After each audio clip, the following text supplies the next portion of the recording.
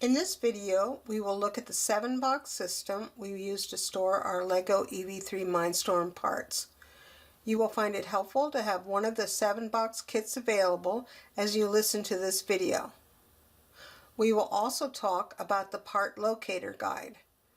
There are several versions of the locator guide available, including a large print and braille version, so get the version that works for you. Please pause the video now and get out these items. Once you have them ready, restart the video for the discussion. We are using both the Lego Mindstorms Education EV3 core set and expansion sets. Together, these two sets have almost 1,400 pieces. To organize these pieces and be able to find them quickly, we are using a 7-box system to store the parts. We'd like to give a shout out to Timothy Ewers at the University of Idaho for coming up with this system and sharing it. The system has 7 plastic boxes. Boxes 1 through 4 are narrow and can have up to 34 little cubicles in each box. Boxes 5 and 6 are slightly deeper and have fewer cubicles. These boxes hold the larger parts. The last box, Box 7, is very deep. It holds the EV3 parts, the brick, motors, sensors, and cables. In this video, we're going to take a brief look at each of the boxes. In future videos, we will look at the details for many of these parts and what they are used for. But here we're going to concentrate on what's in the boxes and how to use the locator guide to find a specific part. Each box has a text label and a braille label so you can easily identify it. In your classroom, you have more than one kit of boxes, so make sure that you keep the 7 boxes that belong to one kit together. We'll start with box 1, so get that box out and get out the locator guide as well. Box 1 is labeled axles and peg connectors. Now each of these boxes have 2 latches on the front. Before you open a box, make sure you have it on a stable surface, and then you can open the 2 latches.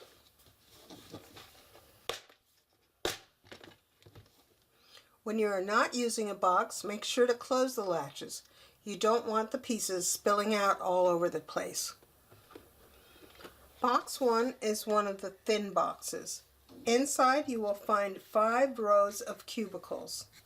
There are dividers in each row, and depending upon how big a cubicle needs to be to hold its parts, there could be up to 7 cubicles in the first 4 rows and 6 cubicles in the bottom row. Now let's talk about finding pieces in each box. Each box has a picture key in the lid. It is 2-sided, which means that you can see the picture key on the outside of the box when the box is closed, and then when you open up the box, and I'll slide this towards me, you can see that the picture key is there as well. Now if you can't use that key, you can use the locator guide. Let's take a look at the locator guide now. Each version of the locator guide is the same. I'm using the large print version, but the braille version is organized exactly the same way. First we have the title page. The title page explains that there are 2 sections in the guide. The first section is an index by box, and the second section is an alphabetical index. It then tells you that the location given for each part is a code that starts with the box number, then a dash, then the row number, then a dash, and then the cubicle number. We'll start by using the index by box, so let's turn to the page that has a heading of Box 1. Each box starts on a new page. It starts with the box number and label at the top of the page. Then there is a list of all the cubicles in the box and what part is stored in the cubicle. Sometimes this list carries over to a second page depending on how many cubicles are in the box. Look at the page for box 1, axles and connectors. After the title, you will see a list that starts with 1-1-1, then a part name which is cross axle 3M. All the part names used in the locator guide correspond to the name that Lego calls the part. So let's find this axle in the box. The first one means the box number. We're in box 1. Next comes the row number, which is row 1 in this case. And then the final number is the cubicle, which is also 1. So 111 is this top left corner box. And here's the box part called cross axle 3M. If you go down on the list and just pick one, I'm just going to stop at 134, and it tells us that in 134 we should have a cross axle 5.5 with stop at the 1M location. So let's find that. 1, we're in box 1, 3, row 3, count over 4 cubicles, 1, 2, 3, 4. And so here is our cross axle 5.5 with stop in 1M. So that's how to find out what is in a particular box using the locator guide. And just a quick note about the M part of a name on these axles. I'm just picking up a 3M from the cross axle 3M from cubicle 1-1-1. And when we say the M part, it's referring to the length of the part. The M stands for Lego module. One Lego module is a little less than a centimeter. We'll talk more about length and measuring parts in the video about a special ruler you have for measuring Lego parts. But for now, you can see the difference if you look at the parts in the first 2 rows in box 1, which have the cross axles. They go up in size from the shortest 3M in row 1 cubicle 1 to the longest 12M in row 2 cubicle 3. One other thing about cross axles, if you examine one, and I'm just again picked up the 3M cross axle, you will find it has 4 ridges running down the length. If you look at either end, you will see these ridges form a cross. This is how the piece gets its name. Other pieces may have names with cross in them.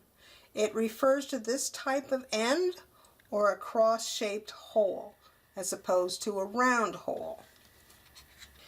So this box, as we said, contains axles and peg connectors. The first 3 rows are basically axles, and the bottom 2 rows are connectors. Most of these are called pegs, but they can also be referred to as snaps or bushes. Check out the pegs in 154. So box 1, row 5, 4th cubicle. Find the name on the picture key in the lid or the locator guide. These are connector pegs with friction, and you can see that there are lots and lots of those. These are the most common peg used for joining parts. We'll talk more about pegs and how to tell them apart and what they are used for in another video. Now, we're ready to move on to box 2, but before we do, let's make sure we close the latches securely on this box before we set it aside. This is box 2, and it holds special connectors, and it has lots of interesting small parts.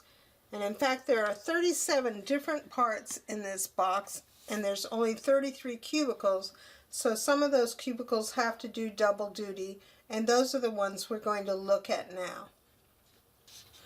Turn to box 2 in the locator guide, or look at the picture key. We're going to start with cubicle 212. So this is box 2, row 1, cubicle 2. There are two different types of pieces in here. There's two of each one, so make sure you get out one of each kind.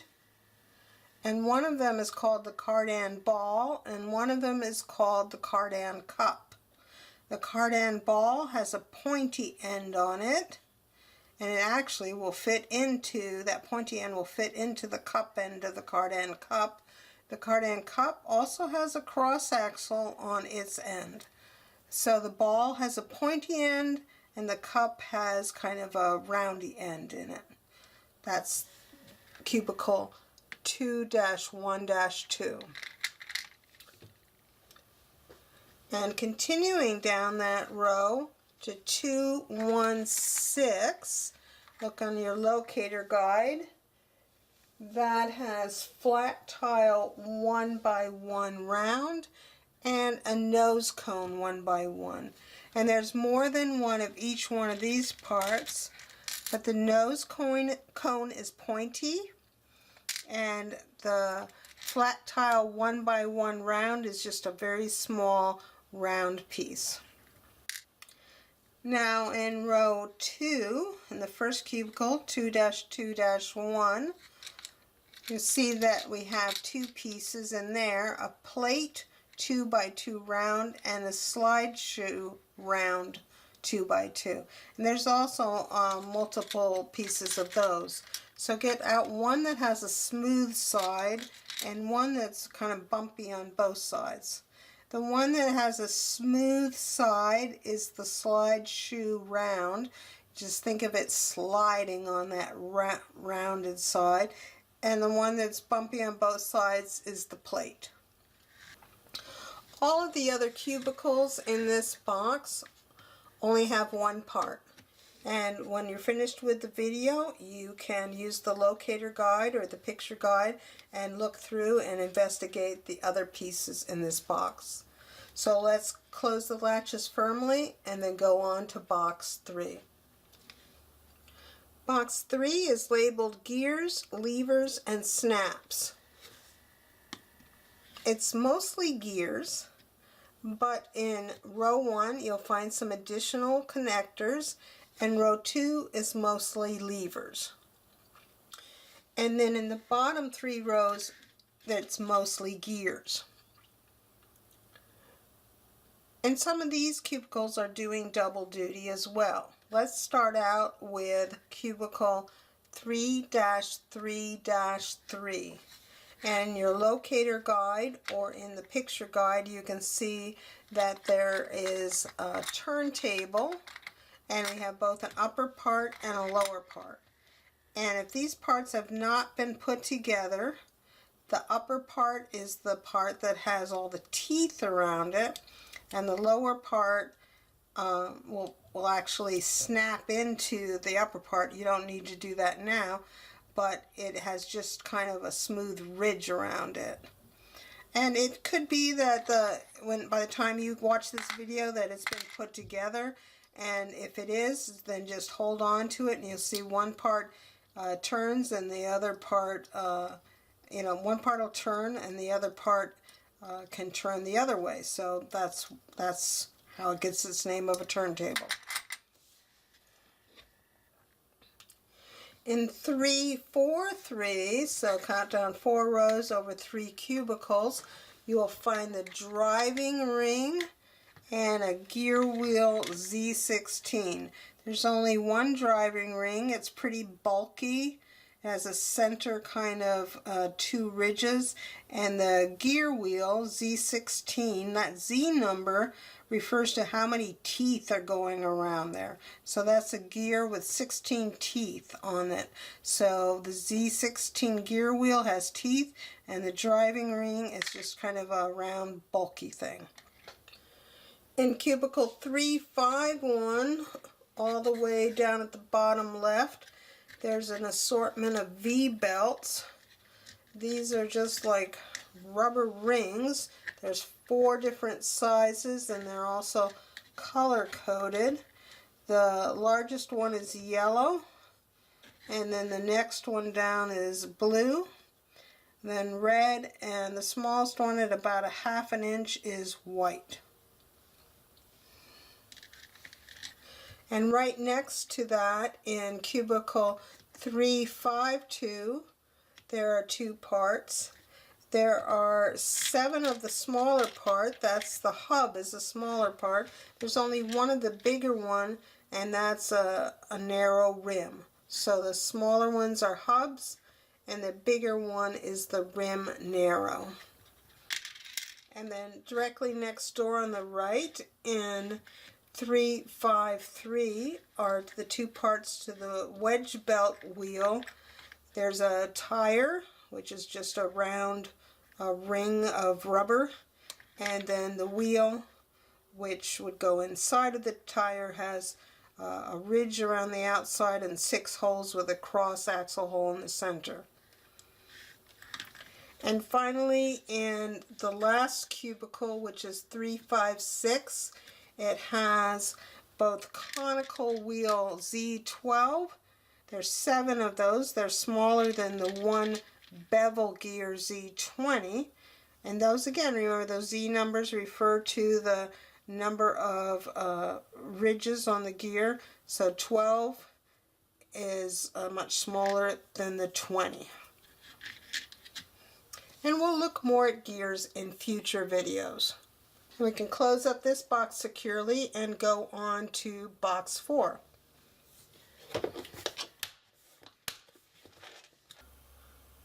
Box 4 is labeled beams, and this box contains all the Technic beams included in the EV3 kits. Some are straight, and you'll find those in the first 3 rows. And then in the bottom 2 rows, you have angular beams. These beams, you can tell the size by counting the number of holes in them, even if it's and that works even if it's a straight piece or if it is a angular piece.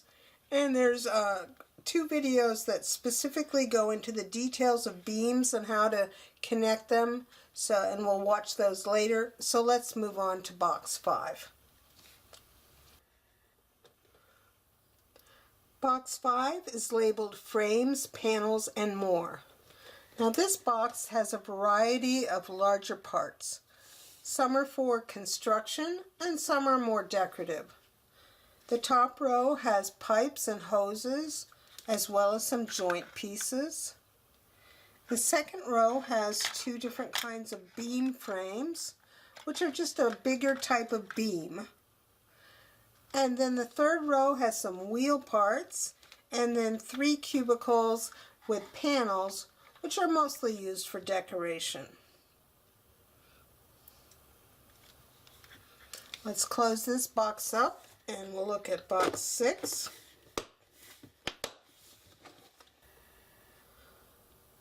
Box 6 is called Wheels and Other Driving Parts. The first row has a large cubicle with track elements. These link together to form tank treads. In the second row are the sprockets. They're kind of a round thing with notches. Those drive tank treads. Next to that, we have a power joint and steel ball that you can make caster wheels out of. Then some small wheels. And then finally, in the last box in row 2 is a large turntable. And then down at the bottom of this box, there's one large cubicle that has 4 of the biggest tires that we have in these kits, and also some smaller tires. And now on to our last box.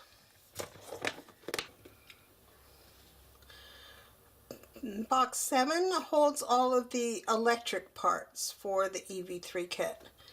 And we have in here motors and sensors. In the first row we have touch sensors and color sensor and gyro sensor. And in row 1 and cubicle 3 spans both row 1 and 2, and that's where we keep the EV3 brick when it's not inside of a robot. In row 2 we have 2 large motors. In row 3, the first cubicle is a medium motor, second cubicle, an ultrasonic sensor. And in row 3, cubicle 3, which also spans to row 4, we have a USB cable to connect the robot to a PC, plus 7 of the connector cables that are used to connect motors and sensors to the brick. And finally, in the bottom row, we have the transformer for the rechargeable battery, and odd-shaped piece with a cross-axle part that sticks out. This is a brick separator that can be used to pry apart bricks and parts that get stuck that you can't take apart by hand.